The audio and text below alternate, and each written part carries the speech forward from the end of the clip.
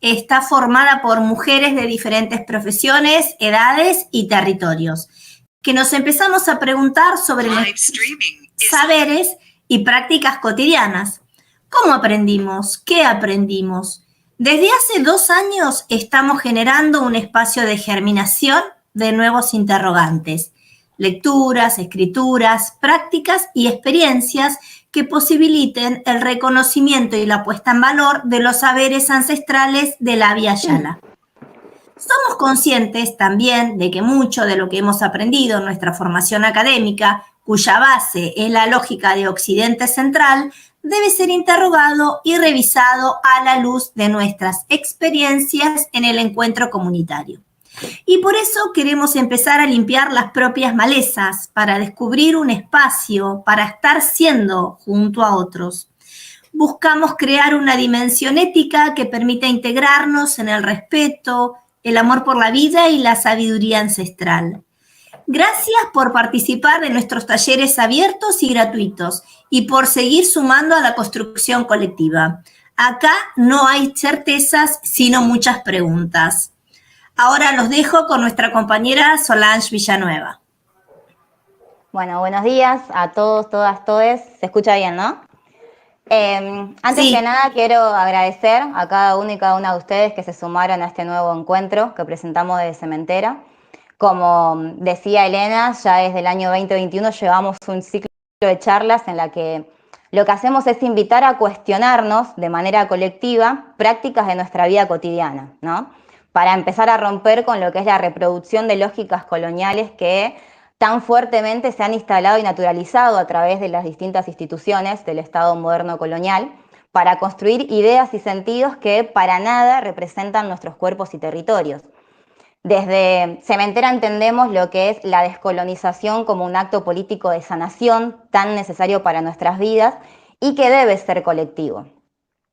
A partir de 1492, con la invasión europea a las tierras de la Via Yala, comienza a configurarse un nuevo patrón de poder mundial que se funda en la imposición de una clasificación racial étnica en lo que es la población del mundo, ¿no? Los europeos de esta manera van a empezar a legitimar su dominio utilizando lógicas de superioridad racial blanca, inferioridad racial negra. Así lo que es la categoría raza y el racismo en el contexto de la expansión europea, del colonialismo, de la trata transatlántica de esclavizados y esclavizadas, se va a constituir en un fenómeno político, social y estructural fundamental para la constitución del sistema mundo que sigue vigente al día de hoy. Veo, bueno, en este momento a varios y varias estudiantes del Instituto Superior de Formación Docente 103, los estoy viendo acá que me están acompañando, también a compañeros y compañeras de la agrupación Isaura Arancibia. Es una agrupación de la cual formo parte y que militamos fuertemente la necesidad de trabajar en las aulas desde una perspectiva antirracista. Lo que es la agrupación Isaura Arancibia es una agrupación docente y que tiene su brazo de estudiantes que está disputando ahora lo que es el Centro de Estudiantes del 103 y con quienes queremos llevar dentro de la formación docente la perspectiva antirracista. Lo que es la educación, ¿no? Argentina fue pensada desde sus orígenes con esta idea de homogeneizar a la sociedad para construir, para reproducir esta conciencia de un país con descendencia blanca europea, ¿no? El famoso mito de la Argentina blanca, el mito de que los y las argentinas descendemos de los barcos europeos, y de esta manera se llevó todo un proceso de invisibilización y negación de la presencia de los y las descendientes de las comunidades africanas, como también de las comunidades originarias que en toda Via Yala y también en Argentina somos mayoría. Lo que es la práctica de la descolonización la debemos trabajar como un acto de reparación histórica con el objetivo de reivindicar nuestras memorias ancestrales. Terminar, ¿no?, con la reproducción de esta historia desde una mirada de hombres blancos eurodescendientes y contarla desde la mirada de los pueblos, desde la mirada de las mujeres, de las comunidades afrodescendientes y originarias que son parte constitutiva de nuestro ser. Por este motivo es que propuse para la charla de hoy trabajar lo que es la problemática del racismo, ya que como tantos otros mitos que acompañan nuestro territorio, se suele decir que en Argentina no hay racismo, ¿no? Que el racismo es en realidad un acto individual, que es específico en personas determinadas. siempre se habla cuando se quiere hablar de un racismo como parte de la superestructura y no como algo que estructura el sistema mundo en el que vivimos. Y también se suele hablar de que en Argentina no hay racismo. Cuando se plantea el racismo, la problemática del racismo en Argentina siempre es mirando territorios de afuera, ¿no? De que no sea Argentina, porque obviamente con este discurso dominante, donde nosotros somos blancos, si en Argentina no hay negros ni negras, ¿cómo va a haber racismo? Por eso es que me parece de suma importancia trabajar de qué hablamos cuando hablamos de racismo. El título de la charla no lo pensé yo, lo pensó quien va a ser nuestro invitado. Para llevar adelante esta charla invitamos a que nos acompañe a Federico Pita. Fede es politólogo, es fundador de lo que es el espacio Malcolm, que es un espacio de activismo antirracista. Forma parte del equipo de trabajo del INADI junto a Vicky Donda, donde crearon la Comisión Nacional para la Reparación Histórica de la Comunidad Afroargentina, y es el presidente de la DIAFAR, de la Diáspora Africana Argentina. Así que no quiero robar más tiempo, Fede, agradecerte muchísimo por aceptar esta invitación y bueno, te paso la palabra.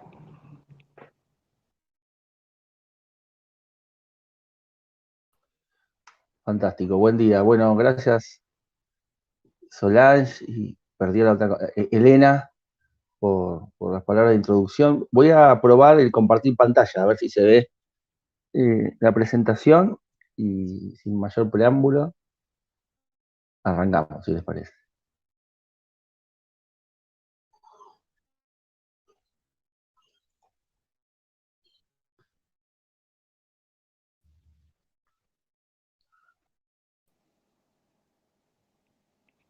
Entiendo que se ve, ¿no? Sí, sí. Fantástico.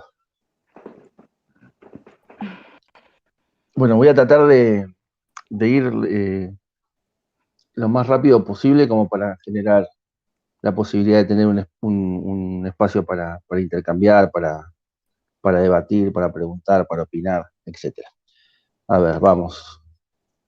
Ustedes me dirán si se ve en pantalla. Yo en mi teléfono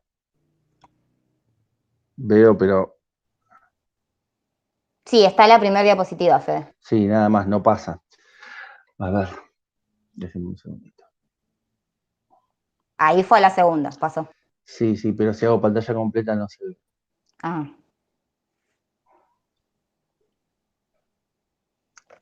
Bien. Cualquier cosa, de todos modos, no nos preocupemos por las placas, son más bien son ayuda a memorias para mí en todo caso. Y esta presentación en verdad es el formato PowerPoint de un texto que hice por encargo el INADI en la nueva gestión del INADI, Instituto Nacional contra la Discriminación, la Xenofobia y el Racismo. Tiene una revista digital que se llama Inclusive y el número 1 de la revista fue un dossier exclusivo sobre el tema de racismo. Esto ya fue hace, creo que en el 2020, soy malo con las fechas, pero cuando ni bien empezó la gestión y empezaba la locura de adaptarse a la vida virtual de la pandemia, se lanzó esta revista, el número 1 hablaba sobre racismo, y me pidieron hacer un texto breve, conciso, con espíritu de divulgación que sintetice algunas líneas breves de lo que imaginábamos de que se trata el racismo y tener así un material para que circule. Así que esto que les voy a charlar ahora está en ese texto que ahora después lo voy a buscar y se los voy a compartir si quieren. Voy a intentar mandárselos por acá por el chat de la reunión y si no se los acerco a Solange para que después lo tengan ustedes. Así que no se preocupen por citas, autores y eso. Si alguno o alguna le interesa lo que va a escuchar, lo va a tener ahí en ese texto. Lo primero que vamos a hacer un poquito es ponernos en línea de ciertas categorías para orientar la conversación, y ahí me voy a hacer eco de un autor, elijo a Aníbal Quijano, traigo la voz de Aníbal Quijano, un autor indígena, latinoamericano, peruano, que falleció hace muy poquito, y escribía en los 2000 un texto que hoy por hoy es un clásico, que se llama Colonialidad del Poder, Eurocentrismo y América Latina, y se refería a la idea de la raza de la siguiente manera. Decía, en América la idea de la raza fue un modo de otorgar legitimidad a las relaciones de dominación impuestas por la conquista. La posterior constitución de Europa como nueva identidad después de América y la expansión del colonialismo europeo sobre el resto del mundo llevaron a la elaboración de la perspectiva eurocéntrica del conocimiento y con ella a la elaboración teórica de la idea de raza como naturalización de esas relaciones coloniales de dominación entre europeos y no europeos. Y seguía, históricamente esto significó una nueva manera de legitimar las ya antiguas ideas y prácticas de relaciones de superioridad e inferioridad entre dominados y dominantes. Desde entonces ha demostrado ser el más eficaz y perdurable instrumento de dominación social universal, pues de él pasó a depender inclusive otro igualmente universal, pero más antiguo, el intersexual o de género. Los pueblos conquistados y dominados fueron situados en una posición natural de inferioridad y en consecuencia también sus rasgos fenotípicos, o sea, su aspecto, así como sus descubrimientos mentales y culturales. Dice, de ese modo, raza se convirtió en el primer criterio fundamental para la distribución de la población mundial en los rangos, lugares y roles en la estructura de poder de la nueva sociedad. En otros términos, en el modo básico de clasificación social universal de la población mundial. Lo que nos dice Quijano acá, lo primero que nos dice es que raza es, que es un invento, o sea, que no nace de ningún lado más que de la elucubración teórico-política, filosófica del poder de la época o de aquellos que estaban disputando y detentando la idea de expandir su poder, ¿no? Que es esta la idea de la Europa, idea que tampoco existía previo a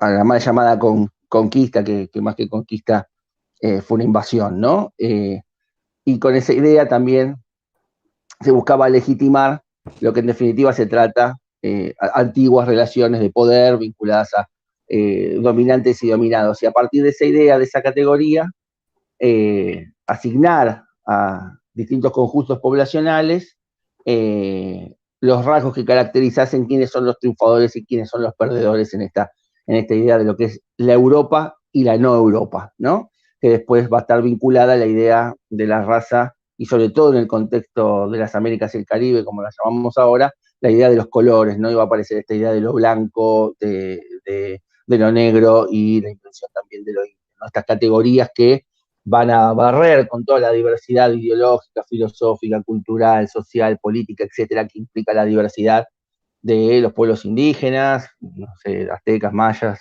no sé, en fin, de lo que son hoy las Américas y el Caribe, lo mismo con el África subsahariana, Bantú, Congo, Mandinga, etcétera, quedarán reducidas a categoría de lo negro, y lo mismo la diversidad étnico-cultural, política, social y filosófica de Europa reducida a la idea de lo blanco. Pero fundamentalmente no solo la división del mapa poblacional y político en colores, sino indicando que unos son superiores porque necesariamente los otros son inferiores y viceversa, ¿no? O sea, la idea de lo negro como inferior es el sustento fundacional de la idea de lo blanco como lo superior. Bueno, y ahí lo sintetiza Quijano en esta cita, en este texto. Entonces presenta fundamentalmente el racismo como una herramienta de dominación, una herramienta de poder, por lo tanto, esta idea que subvierte seguramente el común de la idea extendida, ¿no? Cuando uno habla de racismo suele asociarlo a un conflicto entre individuos, ¿no? Que un individuo que discrimina a otro individuo en términos raciales. Bueno, lo primero que lo presenta es como una herramienta del poder, ¿no? Esta idea de que es un fenómeno de arriba hacia abajo. Sigo, para eso también me voy a valer de un intelectual afrocaribeño, en este caso afropuertorriqueño, Agustín Lago Montes, en un libro nuevo, de finales del 2020, Contrapunteos diaspóricos, cartografías políticas de nuestra Afroamérica, y él va a hablar de la categoría de raza, sobre todo en el contexto actual, y dice, el hecho de que la raza es una construcción histórica, ¿no? Como la presentaba Quijano en la cita anterior, tampoco debe negar su existencia social, su ontología y su materialidad como discurso que configura identidades e influye de manera significativa en las condiciones de opresión y por ende en las gestas de liberación y posibilidades de vida o muerte. Y dice, la racialización es un factor importante para determinar procesos y relaciones en una infinidad de espacios sociales, desde donde vives y trabajas, si estás libre o en prisión, hasta con quién estableces relaciones íntimas y familiares. Entonces, por lo tanto, ahí, en este caso, lo que hace Lago Montes es presentar la idea de la raza no solo en su característica del poder y en el contexto histórico de surgimiento. Ahí tengo un micrófono abierto, siento como un martillazo. Y lo va a traer como a tierra, y sobre todo contar los efectos que tiene en la realidad social, la idea de la raza, ¿no? Algo tan simple como en qué barrio vivís, si estás libre, si estás en cana, en dónde laburás, si tenés trabajo o no, y con quién efectivamente generás vínculos desde familiares y sociales hasta íntimos, ¿no? Todas las implicancias que tiene esta idea de la raza. Eso es lo que nos va a permitir, habiendo puesto en común brevemente la idea de la raza, es cómo esta idea se pone en práctica, ¿no? Y una vez que entra en acción esta elaboración teórica del poder, nosotros la conocemos como racismo, ¿no? Los efectos concretos. Entonces, el racismo, acá dice tipos de racismos, en verdad no es porque haya múltiples racismos, ¿no? Ya estábamos viendo que el racismo es uno solo, ¿no? Sobre todo con esta idea de, no sé, hace poquito hubo un caso del hijo, no me acuerdo, el hijo de no sé quién. De Valeria Massa. De Valeria Massa, ahí está. Al hijo de Valeria Massa le pegaron un cachetazo y según dicen que como es rubio, era racismo a la inversa, digamos, ¿no? Como los pibes eran unos morochos villeros y le pegaron a un rubio, era racismo. Bueno, no existe, ¿no? El racismo es una calle de una única dirección donde lo blanco es lo superior y todo el resto es lo inferior, y sobre todo en espejo entre la idea de lo blanco y la idea de lo negro, ¿no? Entonces, una cosa es la cúspide y otra necesariamente es la base y viceversa, como lo habíamos dicho. Entonces no existen los múltiples racismos, ¿no? La discriminación entre los amarillos a lo violeta a lo verde a lo rojo, y no, bueno, eso es falso. Por lo tanto, siempre la idea del amparo, ¿no? Y eso lo vamos a ver, como en este caso se ve de forma muy concreta, como la velocidad con la que actúa el sistema judicial. A estos chicos les dieron 3 años de prisión preventiva, los hicieron hacer cursos, no sé cuánto, porque le metieron un cachetazo al hijo de Valeria Massa, y a los rugbyers todavía el juicio, 10 rugby que mataron a Fernando Báez Sosa, patadas en la cabeza, en el piso, en la calle como un perro, al grito de negro de mierda, te vamos a matar, y lo mataron, todavía el juicio está a la espera, ¿no? Entonces, y ni que hablar cientos de voces en un montón de ámbitos que llegaron hasta plantear la idea de que eran jóvenes y se les tenía que dar una segunda chance a personas que habían matado a sangre fría a otra persona, obviamente impulsados por motivos raciales. Volviendo a esto, la idea de los tipos de racismos en verdad tiene que ver con los niveles en los que se da el racismo, y un poco lo que estamos hablando. El nivel más alto, más abstracto de lo que es el racismo es un poco lo que nos contaban Quijano y Lao Montes, que se conoce como racismo estructural o sistémico, ¿no? Algo que está inserto en la matriz misma de lo que también algunos autores de colonial llamarían el sistema mundo colonial, patriarcal, racista, capitalista, etcétera, ¿no? Un poco también ahí Solange lo citaba en la introducción, esta idea, y un poco es el nivel que presentaban los autores de la idea de la raza, ¿no? Esta idea de la superioridad racial blanca e inferioridad racial negra sería el aspecto más abstracto. La puesta en marcha de este instrumento es a través de lo que se conoce como el racismo institucional, cómo permea en la estructura normativa y fundamentalmente de los Estados-nación, que son quienes llevan adelante en el andamiaje de cumplimiento de esta idea de poder, y después el nivel más bajo y cotidiano, el que yo les planteaba, que suele ser el más difundido, el más conocido, y el más difundido también por el propio Estado, generalmente, ¿no? El Estado no suele hablar tanto de la dimensión estructural del racismo, que es en definitiva, o la institucional, que en definitiva es la que autoinculpa al Estado como principal articulador de estas ideas, y suele hacer cuestiones más vinculadas a, no sé, encuestas, algo así como, ¿usted alguna vez se sintió discriminado? O alguna vez usted, y el racismo sería algo que no es una sensación, el racismo es un hecho estructural y estructurante a la vez, no solo que forma parte de las estructuras, sino que condicionan las propias biografías de las personas a la hora de caer víctimas sí, estructura normativa, social y política en la que vivimos, ¿no? Como lo decía, insisto, Lao Montes, ¿no? O sea, el hecho de encajar en una sociedad racista, tu physique, tu rol, tu aspecto fenotípico, etcétera, va a determinar la capacidad de si estás libre, preso, si conseguís laburo o no conseguís laburo, etcétera. Ahora vamos a ir a algunos ejemplos de esto. Para el racismo institucional, me voy a hacer eco de la voz de Kwame Ture o Stokely Carmichael, que luego se cambió el nombre a Kwame Ture, un pensador afrocaribeño que desarrolló gran parte de su carrera política e intelectual en los Estados Unidos y luego en Ghana, en África, que es el intelectual detrás de la categoría política de Black Power o de poder negro, que seguramente la hayan escuchado, de mínima como un eslogan. Bueno, plantear que Black Power o poder negro es una categoría como en Marx podría ser lucha de clases, por ejemplo. Y hay un librito de 1967, muy, muy chiquitito, un clásico absoluto del pensamiento negro radical, donde desarrolla un poco esta teoría. Y en ese texto también es uno de los primeros textos donde se acuña el término de racismo institucional. Y van a usar este ejemplo, ¿no? Él, junto con Charles Hamilton, que es el otro autor de ese libro, ese libro intelectual afroestadounidense, y dicen: el racismo es a la vez franco y encubierto. El primero consiste en actos manifiestos de individuos que causan muertes, daño, heridas o la destrucción violenta de la propiedad.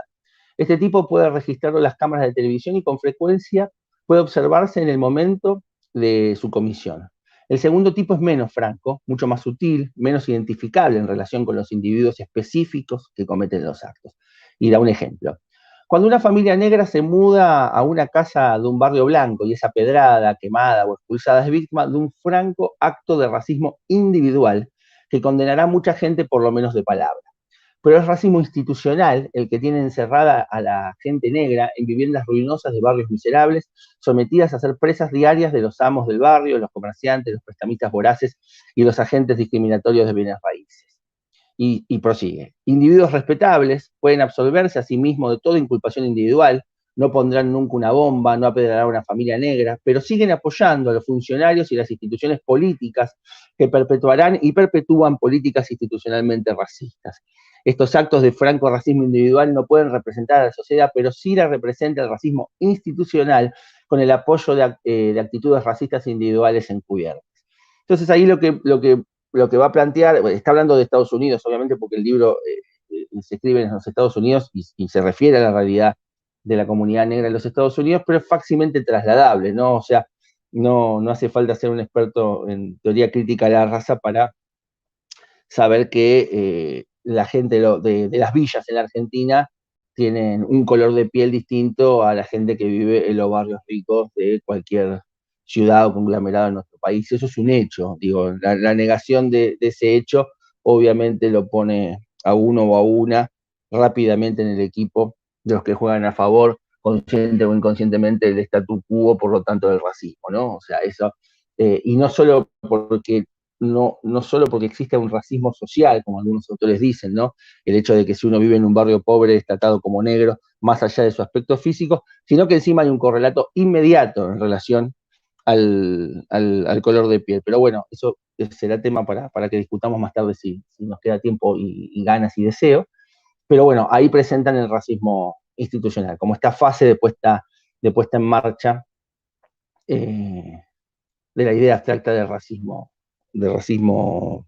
sistémico o estructural. Un ejemplo concreto de nuestra realidad, por ejemplo, es el artículo 25 de nuestra Constitución, que está en nuestra Constitución vigente, ¿no? De la Constitución de 1853, pero que se reformó a finales del siglo XX y este artículo quedó intacto, ¿no? Y este artículo sintetiza gran parte del espíritu de lo que el poder relata en relación a sí mismo de lo que imagina que es la Argentina. Y un relato compartido en términos transversales por toda la clase dirigente en todas las instituciones en las que le toca dirigir. Este discurso tan naturalizado de que Argentina es un país hecho desde afuera y de los barcos que vinieron de Europa, está impreso en el propio espíritu de la Constitución Nacional cuando dice: el gobierno federal fomentará la inmigración europea y no podrá restringir, limitar a los que vengan a trabajar con buena leche. Palabra más, palabra menos, ahí está el artículo. Cuando un texto de esta característica, la ley de leyes, la Carta Magna, la que regula nuestra vida en sociedad, plantea que Argentina no es un país abierto a la inmigración, sino que es un país abierto a la inmigración europea, a la cual fomenta, ¿no? Con un hotel, con políticas de tierra, con agencias de promoción en Europa. Seguramente todos aquellos que formen parte, la minoría que forme parte de este relato, seguramente tenga historias muy, muy tristes y muy duras en relación a que ni el hotel de inmigrantes, ni la bienvenida, ni las tierras otorgadas eran la tierra prometida. Lo que yo me quedo pensando es el rol que le toca a las amplias mayorías de nuestra población, que son principalmente quienes ya estaban, que son los pueblos originarios, y quienes vinieron en barcos, pero no con su voluntad, sino contra su voluntad, fueron traídos como mercancía, que serían, y somos, en mi caso, los afrodescendientes. Pero esto es un claro ejemplo de racismo institucional. Y en Argentina, evidentemente, permea toda la estructura del Estado-Nación. Esto es igual en todos los Estados-Nación, ¿no? Argentina no es la excepción. Lo que nosotros instauramos el racismo es a nivel de rango constitucional. Eso sí, indudablemente, hace al Estado argentino un Estado particularmente racista, ni que hablar los efectos de cuando la clase política dirigente imagina que no hay racismo porque no hay negro, o los discursos oficiales de la historia que todos los negros fueron asesinados en las guerras de independencia o por la peste de la fiebre amarilla, lo cual también es falso, pero todo ese discurso, que los pueblos originarios son una minoría, todo ese discurso tiene que ver fundamentalmente con sostener el gran mito de la Argentina, que la Argentina no solo es un país con presencia blanca, sino que es el más blanco de América Latina. Bueno, eso está como ejemplo del racismo institucional puesto, insisto, a nivel de nuestra Constitución. Sigo. Y después otros aspectos también, para reforzar la idea, el racismo, como ya lo vimos, es un fenómeno estructural, sistémico, global. Por lo tanto, no hay país, no hay Estado, nación que no hayan tensiones raciales en sus proyectos, por lo menos en esta fase que vivimos actual de nuestras sociedades, ¿no? Eso es lo que tiene el sistema mundo capitalista, o en la fase de lo que algunos llaman neoliberalismo, que es la que nos toca vivir hoy, un mundo globalizado, un mundo en donde estas distintas herramientas o formas de opresión del poder, ¿no? Planteaba Quijano como la opresión de género, etcétera, distintos instrumentos de dominación que han existido a lo largo de la historia en algunos momentos, en algunos territorios, en algunos tiempos, en esta fase particular de la realización de lo que a veces mal se llama la humanidad, que la particularidad de oprimir en todos lados al mismo tiempo, en todo momento, ¿no? Entonces, en esa fase global de expansión del poder mundial, tiene que ver con que no existe una sociedad exenta del racismo estructural. Lo que sí, generalmente, lo que se juega son en los términos de los proyectos de Estado-Nación, en los proyectos nacionales, toman y adquieren características particulares, ¿no? Y un poquito, algunas pistas que estábamos viendo, por ejemplo, en la Constitución Nacional. Entonces, ahí hay una herramienta, una categoría que nos permite ordenar, hay una idea que algunos adherimos y llamamos racismo criollo, que se compone de 3 elementos: de la invisibilización, de la negación y de la extranjerización. Paso a compartir. Invisibilización, en líneas generales, se refiere a la invisibilización del propio fenómeno de la existencia del racismo, ¿no? Si uno, insisto, sin ser demasiado entendido sobre la temática, no sé, por lo menos con las películas, por ejemplo, uno podría decir, ¿hay racismo en los Estados Unidos? Sí, claro, sí, obvio, sí, porque los negros en Estados Unidos les pasa esto, qué sé yo. ¿Hay racismo en Brasil? Sí, claro. Generalmente, porque se asocia la idea de que existe racismo en aquellas sociedades donde efectivamente existe el sujeto a ser discriminado racialmente, ¿no? Que sería el negro, ¿no? O los y las negras. Entonces, más allá de las características de cómo opera el racismo a través de la idea del segregacionismo en los Estados Unidos en su momento, de la democracia racial en Brasil en su momento, que en Estados Unidos son una minoría del 13%, o en Brasil son más de la mitad de la población, no importa, lo que está claro es que hay racismo donde efectivamente hay negros. Bueno, los padres fundadores de nuestro proyecto nacional, Alberdi, Sarmiento, aquellos que trabajaron muy fuertemente esta idea de qué es el Estado, cómo se debe conformar el Estado. Alberdi trabajaba sobre la metáfora de la idea del desierto para justificar no solo incorporar y traer gente de afuera para llenar un lugar vacío, sino fundamentalmente para justificar la expansión del poder, en este caso del puerto de Buenos Aires, a través del asesinato o la ocupación de tierra de los pueblos originarios de las poblaciones preexistentes en nuestro territorio, ¿no? Y en este caso Sarmiento se dedicaba en el Facundo, o Civilización y Barbarie de las Pampas Argentinas, un texto de 1845, que es un clásico del pensamiento político argentino, donde prácticamente es línea más, línea menos, el relato del proyecto de Argentina, que termina por triunfar junto con sus bemoles, y obviamente las disputas entre primos, entre Sarmiento y Mitre, etcétera, pero en líneas generales imponen esta idea de la Argentina blanca, la Argentina europea, y le dedica algunas líneas, por ejemplo, a la negritud, ¿no? E instaura esta idea de la raza negra casi extinta ya, dice Sarmiento, excepto en Buenos Aires, ha dejado sus ambos simulatos, habitantes de las ciudades, eslabón que liga al hombre civilizado con el palurdo. Raza inclinada a la civilización, dotada de talento y los más bellos instintos de progreso, ¿no? Independientemente de la raza negra y cómo se hablaba en la época, estamos hablando, Sarmiento es en términos políticos, un racista, no como adjetivo calificativo peyorativo, sino objetivamente.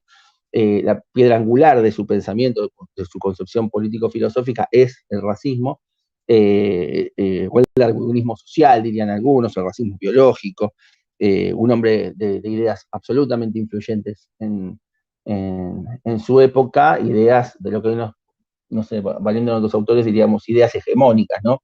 No de las mayorías, sino más bien ideas de los sectores del poder que logran imponerse, ¿no? Y condicionar las realidades de las mayorías. Está claro que si las mayorías siempre fueron y siguen siendo racializadas, no van a estar de acuerdo con estas líneas, ¿no?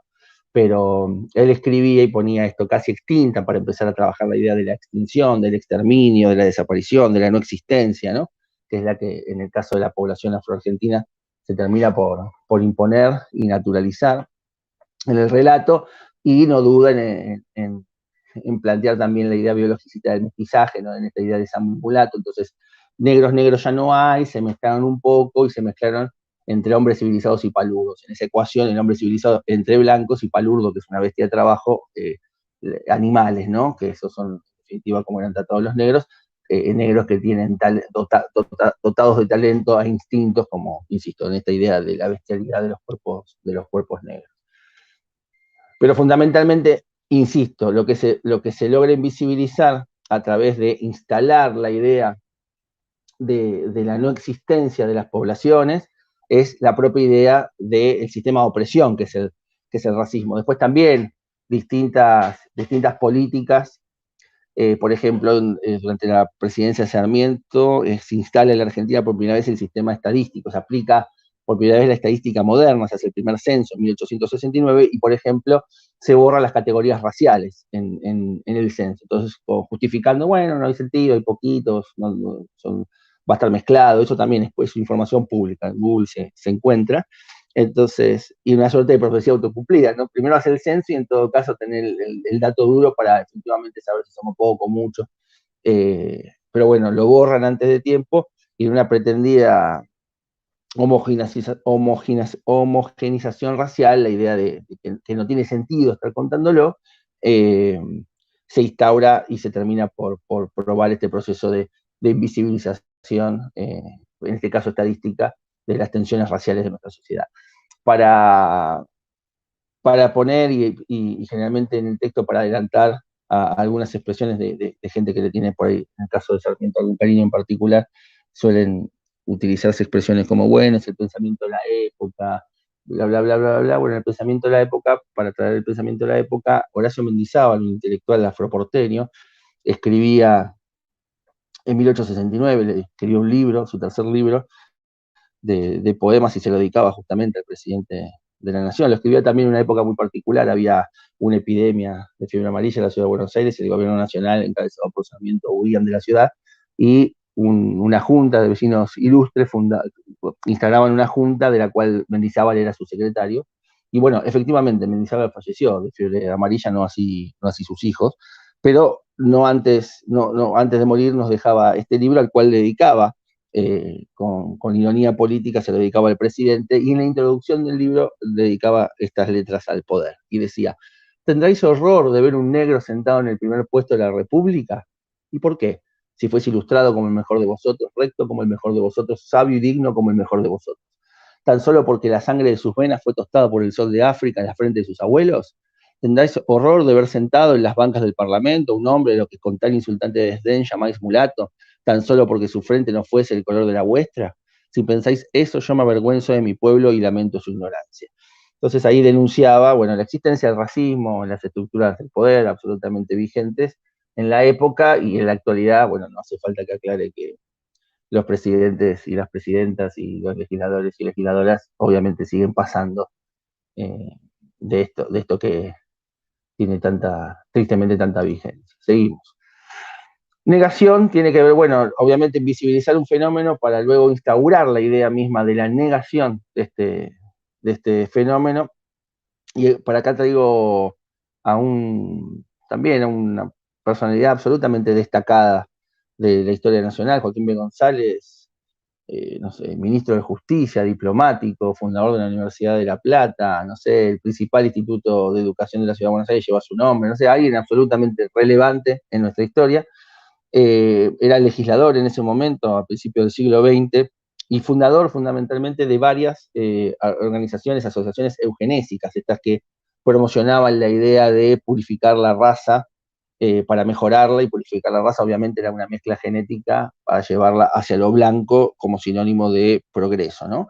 Entonces él decía, y justamente en una sesión a raíz de discutir el presupuesto para un censo que se iba a hacer, el censo siempre fue un instrumento absolutamente nodal de las estructuras del poder, en la que les permitía plasmar y legitimar la idea de quiénes somos o quiénes deberíamos ser los argentinos y las argentinas. Decía lo siguiente el amigo Joaquín B. González en el Parlamento: cuando hablo de razas inferiores lo hago a toda conciencia, dice, porque yo no soy de los que sostiene que todos los hombres son iguales, sino en sentido político, ¿no? Iguales ante la ley en todo caso. Dice, bien, las razas inferiores felizmente han sido excluidas de nuestro conjunto orgánico, por una razón o por otra. Nosotros no tenemos indios en cantidad apreciable, dice, ¿no? Me encanta porque la conquista del desierto, según González, no existió. Dice, no tenemos negros, los que introdujeron en abundancia han desaparecido también, nos advienen a nuestro medio social, ¿no? Una suerte de inadaptados donde simplemente se fueron extinguiendo. Hay varios intelectuales o voceros del racismo nacional que usan palabras y expresiones durísimas, ¿no? Pero en relación a estos temas, pero, por ejemplo, Joaquín B. González es una figura absolutamente celebrada y respetada todavía en muchos ámbitos, por lo tanto traerlo en relación, y sobre todo, porque esto lo dice, traerlo un poco más acá en el tiempo, ya lo dice en el siglo XX. Seguimos.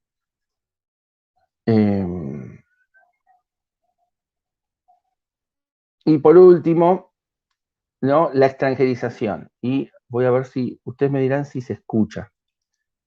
Díganme, a ver. No, ¿no? Sí. ¿Se está escuchando? Bien. Va de vuelta.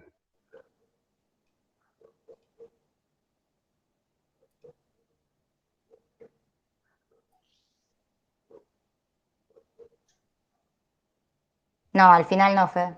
Ah, va. Entonces espera. Dame un segundo.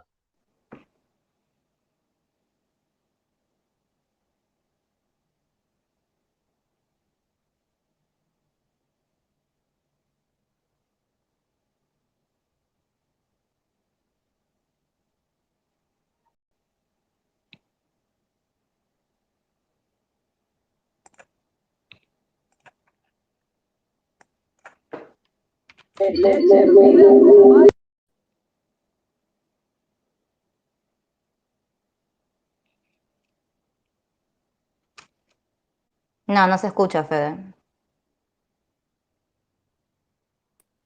No se escucha nada.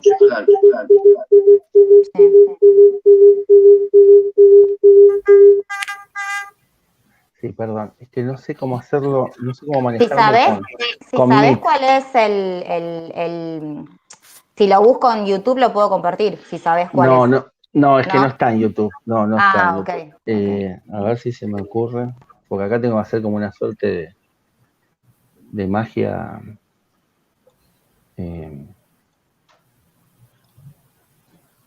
Matemática. Soy un queso.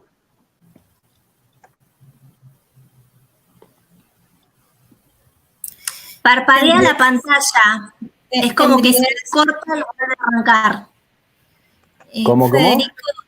Federico, ¿podrías dejar de compartir y después compartir con sistema de audio? A ver. Entonces, cuando vuelvas a abrir la pantalla, el cuadro de compartir, le das abajito un cuadrito, le haces el chuleo ahí, que dice compartir el audio del sistema. Y a ver si así se reproduce. Si yo hago esto, a ver, vamos a probar algo. No lo van a ver. No, pero Pero debes tener dos equipos con sonido, debes apagar alguno, el sonido, porque es lo que está generando el eco. Claro, lo que pasa es que si yo apago yo les hablo por un lado y me ven por el otro. Claro. Por eso, pero por la pantalla, entonces apagarle el sonido de la pantalla. De donde estoy haciendo la presentación. Ajá. La pucha. Igual compartes con sonido, no pasa nada. A ver, lo intento, a ver. ¿Cómo es que tengo que hacer? Voy de vuelta. Yo hice ciencia política porque no había matemática. Esto es muy importante que ustedes lo sepan, ¿no? La única motivación fue esa. Y acá es donde se pone en juego, ¿no? Todo eso. A ver si... Acá voy a poner permitir a no sé qué. Y obviamente la presión, ¿no? De cuando uno está haciendo estas cosas, la sensación de que todo va a explotar, ¿no? Pero... Tranqui. Y si no, Fede, nos contás. Les cuento, a ver, voy a hacer el último intento, a ver si sale.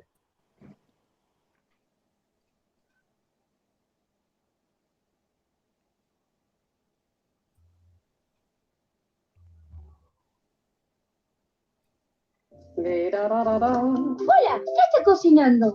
Estoy preparando una merienda muy sabrosa. ¿Te gustaría probar? Sí. Es leche hervida con varias cucharadas de azúcar. Le decimos lechada. Y ese es mi pan especial con mermelada. Lo preparo todos los días. Es la merienda preferida de mi patrón, Juan Manuel de Rosas. ¿Juan Manuel de Rosas? Y aquí entre nosotros, si su comida no está lista a tiempo ni como a él le gusta, se enoja un poco. ¿Se escuchó? Sí, se escuchó. Tremendo. La rompí. Eso iba a decir. Bien. Este es un buen ejemplo. Esto es Paca Paca, es una señal del Ministerio de Educación. Esto se llama la asombrosa excursión de Samba al mundo de la alimentación en Canal Encuentro. Esto es una política pública actual de 2015, es este dibujito, una política pública tremendamente exitosa, ¿no? Lo digo como papá de un niño de 5 años que ama ser Juana Zurduy. Y este dibujito inclusive lo vi en una situación muy, muy similar a la que estoy haciendo en este momento. Estaba dando clases o algo así por Zoom y mi niño estaba sentado al lado mío mirando la pantalla, una política de poca pantalla que en la pandemia había estallado por los aires. Entonces había un paca con supervisión constantemente, ¿no? Un auricular sí, el otro no. Y en ese auricular sí, en otro no, de repente veo este fragmento y veo a una mujer que se parece mucho a su abuelo Carlos, por ejemplo, ¿no? Tiene el mismo color que el abuelo Carlos, que es mi papá y que desde hace muchas generaciones somos argentinos, más argentinos que un montón de gente que tiene abuelos italianos, que no es mi caso, o judíos como puede ser rusos por parte de mi mamá. Y habla como cumana la señora, la que se parece a su abuelo argentino, ¿no? Más allá, no me voy a detener en la idea de que patrón que Rosas es su patrón y que si se enojaba y era divertido, la esclavitud en nada se parece a lo que se muestra en este dibujito, pero lo que sí quiero prestar profunda atención en esta idea de cómo se extranjeriza la población afroargentina, ¿no? En este caso, la señora habla como, bueno, tú sabes, no sé qué, bla, bla, bla, bla, bla. Esa licencia artística no hace más que reforzar en nuestras infancias que para ser negro hay que tener la piel tan oscura o afrodescendiente como la señora, pero fundamentalmente los que tienen la piel así oscura son de afuera, ¿no? Esta idea de que si uno tiene rasgos indígenas y nació en Jujuy es boliviano, si uno es un mapuche y nació en Río Negro es un chileno, y si uno tiene este color de piel y nació en Buenos Aires como mi familia, somos uruguayos o brasileros o cubanos, ¿no? Por ejemplo. Entonces, esta idea de la extranjerización, independientemente de cómo impactan en las personas, tiene que ver, insisto, con resguardar la idea del proyecto nacional como un proyecto nacional absolutamente blanco y europeo. Por lo tanto, todo lo que no tiene el aspecto de blanco europeo es de afuera, porque lo que autóctonamente, original y ontológicamente es lo argentino, es lo blanco, ¿no? Eso sería la extranjerización, que viene a reforzar esta idea de la invisibilización del fenómeno del racismo, la negación del propio fenómeno del racismo a partir de que como no existe población para ser discriminada racialmente, porque no hay negros en Argentina, es racismo, y la extranjerización que se cristaliza en preguntas tan inocentemente racistas como cuando uno ve a una persona de este color de piel y le pregunta de dónde es, ¿no? Dice, no, porque me pareció que cuando hablabas tenías un acento, cosa que yo he vivido millones de veces ante la presencia de mi papá en los ojos de una tierna infancia como la de Samba de este dibujito. Seguimos. Y por último, y no menos importante, pero para dejarlo mínimamente esbozado y comentado, la intersección o la relación entre la idea de raza y la idea de género, que algo mencionaba al pasar ahí Quijano en su categorización de la idea de raza, ¿no? Y para eso me valgo de la voz de Sueli Carneiro, una intelectual afro-brasilera, que dice lo siguiente, en este texto también, que es un clásico. Bueno, es en verdad, es la publicación donde está el texto se llama Ennegrecer el feminismo. Dice, si el feminismo debe liberar a las mujeres, no el feminismo en general, ¿no? Debe liberar a las mujeres, debe enfrentar virtualmente todas las formas de opresión. Desde este punto de vista se podría decir que un feminismo negro, que es una corriente de pensamiento, dice, construido en el contexto de sociedades multirraciales, pluriculturales y racistas, como son las sociedades latinoamericanas, tiene como principal eje articulador el racismo y su impacto sobre las relaciones de género, dado que él determina la propia jerarquía de género de nuestras sociedades. Y explica. El racismo establece la inferioridad social de los segmentos negros de la población en general, ¿no? El racismo dice que todos los que no son blancos son inferiores, y de las mujeres negras en particular, operando además como factor divisionista en la lucha de las mujeres por los privilegios que se instituyen para las mujeres blancas. Desde esta perspectiva, la oposición de las mujeres negras contra la opresión de género y raza viene diseñando nuevos contornos para la acción política feminista y antirracista, enriqueciendo tanto la discusión racial como la de género. ¿Qué nos dice Sueli Carneiro acá, ¿no? Hay una idea o una categoría que entiendo yo que está bastante extendida últimamente, que es esta idea de la interseccionalidad, ¿no? De esta idea de entrelazar las opresiones de raza, género y clase.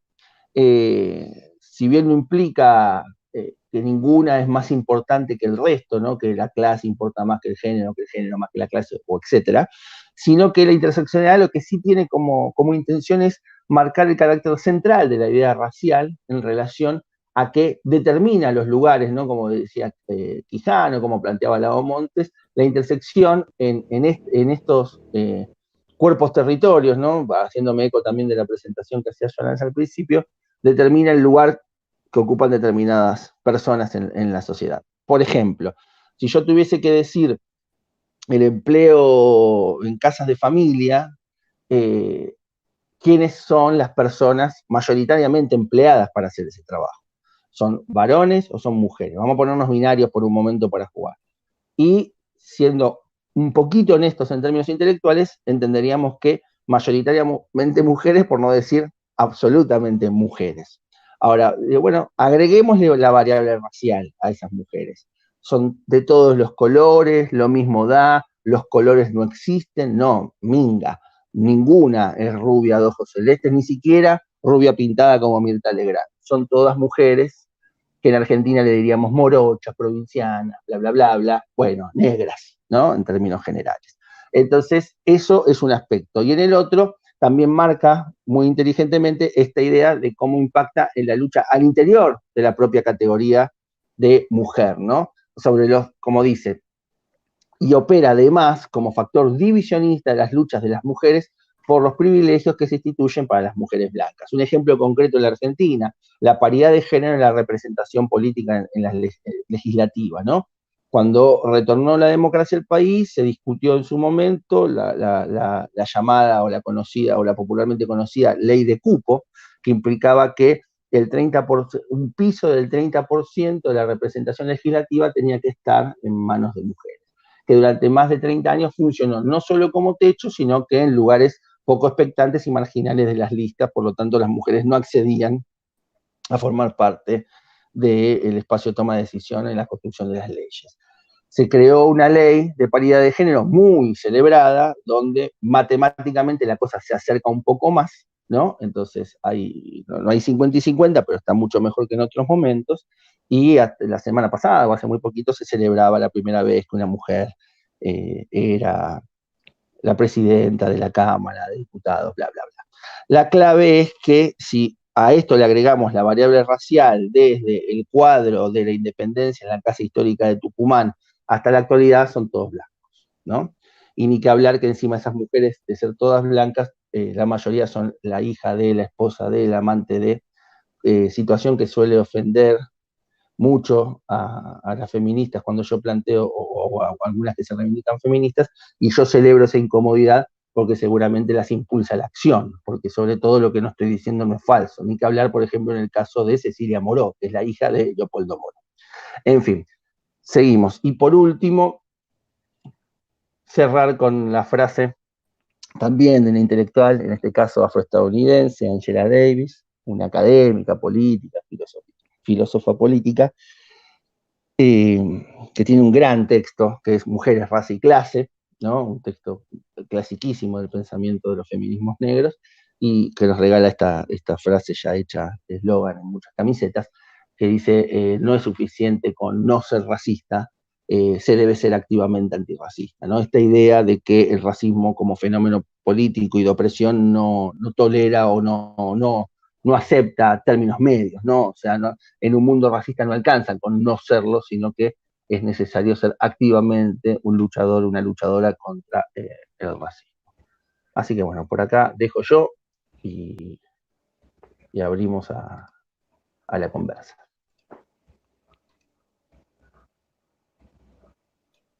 Bueno, mientras alguien va queriendo, no sé, que levanten la mano si quieren hablar, bueno, yo sumar para hacer tiempo mientras vemos quién quiere hacer una pregunta o algo, de la importancia, ¿no? Con lo que decías en el final, Fede, porque yo milito hace muchísimo lo que es el feminismo, pero bueno, lo mío surgió, todo lo que es mi interés antirracista fue a través de una charla con Fede. Yo iba a trabajar en un trabajo de investigación para el profesorado. Lomas también es negro, empecé con toda la cuestión de la afrodescendencia. Voy, lo veo a Fede y fue como el primer encuentro, como que me fui como, ¿qué me estás diciendo? Porque Fede me plantea lo que estructura la sociedad no es la clase, es la raza. Y en el momento cuando yo todavía no estaba en tema era como, no, ¿qué me estás planteando? Pero después también entender esto, ¿no? Que a partir de 1492 y todo lo que plantea el nuevo patrón de poder mundial que dice Quijano, no es solamente la clase o el género, es una articulación de sistemas de opresión, ¿no? Que van a trabajar de manera conjunta, se van a retroalimentar. Y que la cuestión racial tiene mucha fuerza, ¿no? En lo que es, todo está genial, lo que es la militancia feminista, pero en esto de lo que es hablar desde los cuerpos y los territorios, si nosotros nos planteamos con el feminismo hegemónico, que obviamente va a ser blanco, occidental, burgués, no está hablando desde las opresiones que vivimos las mujeres no blancas de los territorios de la Via Yala. Entonces, si uno no entiende la cuestión racial, es como que la lucha feminista no se puede llevar a grandes rasgos, porque terminás luchando por opresiones que viven otros cuerpos en otros territorios. No, es como que hay que empezar a llevar adelante un feminismo más territorial, más popular, que tenga que ver con nosotros, y cuando hablamos desde el lado popular, como decía Fede, en los barrios populares, los barrios marginados, las mujeres que estamos en esos territorios no somos personas blancas, no somos personas no blancas en esta variedad, porque también, Fede, lo que me pasó era, ¿no?, que hablamos también en esta cuestión binaria, blanco-negro, y que hay espacios como de movimientos antirracistas originarios, indígenas, depende, ¿viste? Hay mujeres que reivindican el ser india, pero otras que están en contra de la categoría india y hablan de originario, pero dicen yo no soy negra, entonces como que en eso blanco, como que hay toda una cuestión de que depende, por eso yo a veces en el aula lo trabajo como persona blanca y no blanca, pero yo trabajándolo con Fede, en varios seminarios que hice con él y demás, esta idea de la conciencia negra, y te quería pedir, Fede, si, porque el otro día también escuché a Francia Márquez cuando asumió, ¿no?, y demás, y ella planteaba hay que cambiarle el color al poder, ¿no? Esta idea de que no es únicamente que las personas negras puedan llegar al poder, sino también una cuestión de conciencia, porque Obama era negro, pero su conciencia no era negra. Entonces, Francia el otro día dijo, hay que cambiarle el color al poder, y si podés acotar un poquito, Fede, sobre esta idea de la conciencia negra. Fantástico. No, muy breve. Lo negro no habla del color de la gente. Digo, cuando más allá de lo que diga cada grupo, no, cada persona, no hay ningún problema. El poder es blanco más allá del aspecto de las personas y el contrapoder, en el caso de Black Power, por ejemplo, plantea una forma distinta de construir poder, como vos decís, en relación a lo que planteó Francia, de construir hay un devenir blanco del mundo, sería, ¿no? No sé, en el pensamiento kantiano, si se quiere, ¿no? Entonces, lo que se plantea es construir un contrapoder de una perspectiva de construir un devenir negro del mundo. Entonces, y en lo negro se incluye a todo lo que no es blanco, ¿no? O sea, no necesariamente lo negro entendido como lo afrodescendiente. Quien entiende lo negro entendido como lo afrodescendiente probablemente no sea una persona consumadamente antirracista, no. Si dice, no, yo no soy negro, yo soy, no sé, qué sé yo, las cosas que dice la gente, ¿no? Y nuestro grupo, en verdad, no sé, lo negro es todo lo que no es blanco es negro.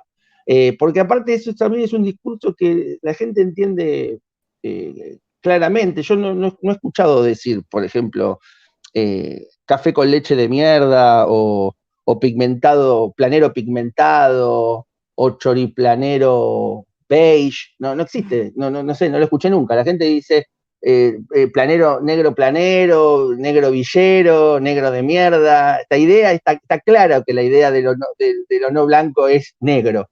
Ahora, cuando uno puede también decir negro en relación a decir no blanco, lo no blanco es la negación de lo blanco. Lo negro es una identidad en sí misma, ¿no? Es un estadio político, una identidad política que uno puede alcanzar, abrazar, desarrollar y fundamentalmente empoderizarlo. Por eso la idea del poder negro, ¿no? O sea, no solamente reconocerme, sino empoderizarme a través de esa figura. Y lo negro vinculado como el estadio final, no como una condición previa y necesaria para otra cosa. Por ejemplo, ¿no? Para meterme con un tema, para molestar un poco un sábado a la mañana, ¿no? A veces me encuentro con muchos hermanos peronistas que dicen, yo soy peronista, yo también soy negro, ¿no? Y yo en verdad, el peronismo es un estadio anterior a la conciencia negra.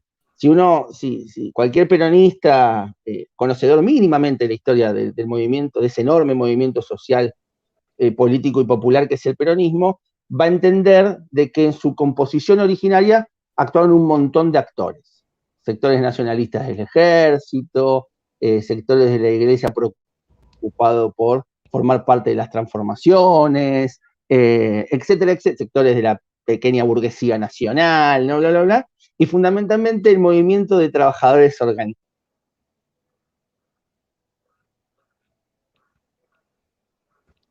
¿Desapareció Fede? Sí, se cortó. Se le cortó, ahí le mando un WhatsApp.